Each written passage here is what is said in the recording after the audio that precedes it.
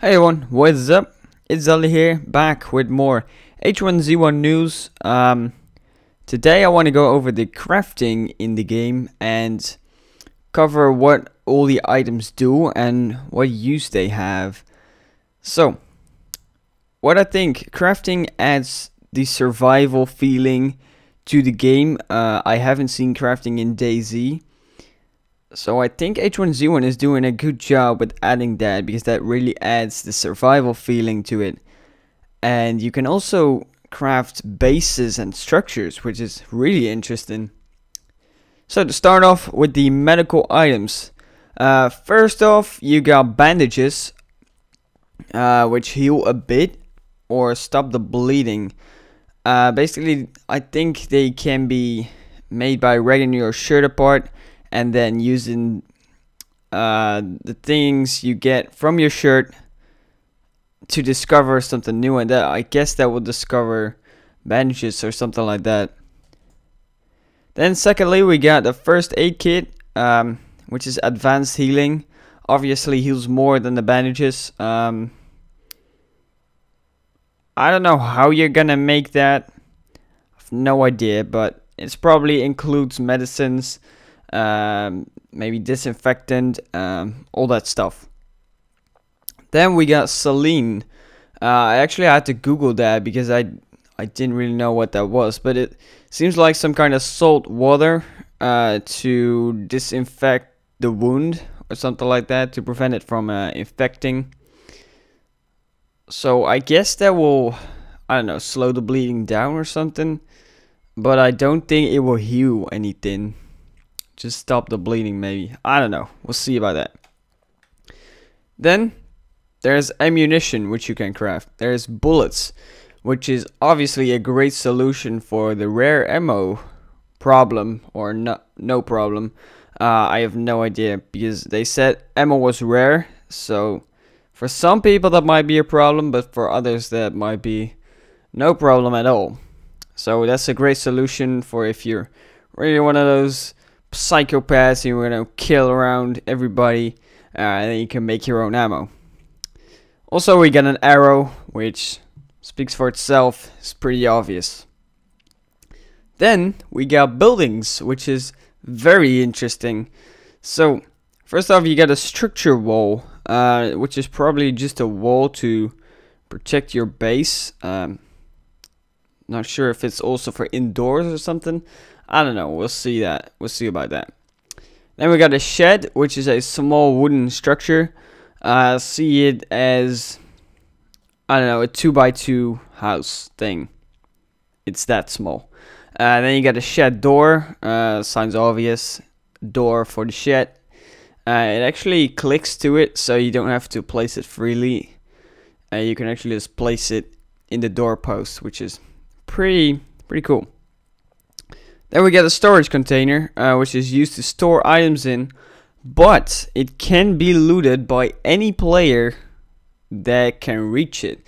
So if they decide to break in your base, they can loot that. So I suggest hiding it good. Then we got a hut or cabin, which is probably a bigger building than the shed. I think it's made out of metal sheets instead of wood as well, so it's a little bit stronger than the shed, and it's probably also bigger. Then we got a barricade, which is obviously to barricade stuff. This can probably be used in pre-built houses, so you can barricade up the windows and make it easy to defend.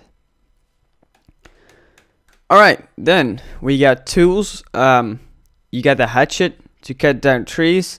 You got a torch for lighting fires and furnaces, but can also be used as a light source. Originally, they used this as the beginning thing you get when you start off. You got a torch, but now you actually got a flashlight. So they actually changed that, because otherwise people would go set each other on fire right away, which is kind of game breaking if you ask me. There you get a carving knife. Probably has something to do with crafting other tools, carving a stick or something like that, making a spear, that kind of stuff. You got a flare, which is actually pretty interesting. Probably used to send a message to other players in your area, because that's what flares are used for, right? Then you got matches, another way to light fires, and probably also to light the flare. I don't know, maybe. Then we got weapons. The machete, combat knife, and a pipe, which is, I saw it in one of their streams. They used a pipe to create a structure as well. So I don't know if it's if that's the same or if it's a different pipe. We'll have to see about that. And then freaking Molotov cocktails. Are you kidding me? That is gonna be so sick. Throwing freaking Molotovs all over the place. And explosives. What surprises me is that the wooden axe is not on this list. I don't know if that wooden axe is not yet confirmed, or if they don't really know for sure it's in the game yet, because it's not in this list, and this list comes from H1Z1 wiki. So I don't know what is up with that. Maybe it's not craftable. I don't know. We'll see. Then we got traps. A sharpened stick trap. This trap does damage to whoever stands on it. So it's how do you call that? Spike trap? Yeah, spike trap. Then we got an animal trap to catch rabbits, stuff like that, to get food. And then we got actually a dew collector. This actually collects rain and dew and turns it into drink water. So that's pretty interesting, because obviously you can't drink the dirty water you get from, let's say, a pool or a pond that is randomly in the world. You cannot drink from that because that's dirty water. So a dew collector is a great solution for that. Then we got the other items, which is a basic backpack. Speaks for itself, of course. A sleeping bag, which is probably used to regain stamina by resting. I'm not sure how that's gonna work out if you sleep, because I don't see a player sleep for 10 minutes real time to regain its stamina. That is obviously, people don't like waiting in games, so let's say it like that. Then we got a cloth sheet, which is used to create bows and other craftable items. This can actually be obtained by ripping your shirt apart. Then we come back to the bandages. I don't know if that adds to that. We'll have to see that later. Then we got a furnace used to melt steel. Obvious. And that steel can be used to create other items. And we got freaking coffee with sugar. What in the hell? Why would you make that? Probably used to regain stamina to stay awake and stuff. Then we got a sheet of metal used for structures and some tools. Gunpowder, which is used to create bullets for ammunition. That is actually pretty interesting, because I have no idea how they're going to implement that. Where are you going to get gunpowder from?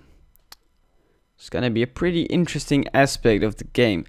If you got that, you got ammunition and you got a weapon and you can make your own ammo. Man, that's going to be so cool. Then you got a campfire, which is used for light and probably to cook food. If that is implemented, I haven't seen that yet, I guess. And then we got barbed wire, which is used for defensive purposes. Obviously, you can put that on a wall to prevent people from coming in. So that is all, well, not all the crafting. That is the crafting that has so far been seen in their streams, and so none of this is actually confirmed. It is actually from H1Z1 wiki. Most of them are confirmed because they are put in from streams. So if they see the developers craft something, they put it in that list. So, but no one actually said players themselves can actually build all of this. So we'll have to see about that. But this is so far the crafting recipes for H1Z1. If you enjoyed this video, please leave a like. And subscribe for more H1Z1 content. More news coming up soon. I have no idea what yet. I'm gonna have to do some research again, but sure as hell tomorrow I'll have another video for you ready, so make sure to subscribe. So thank you for watching, and I'll see you all in the next video. So see you later.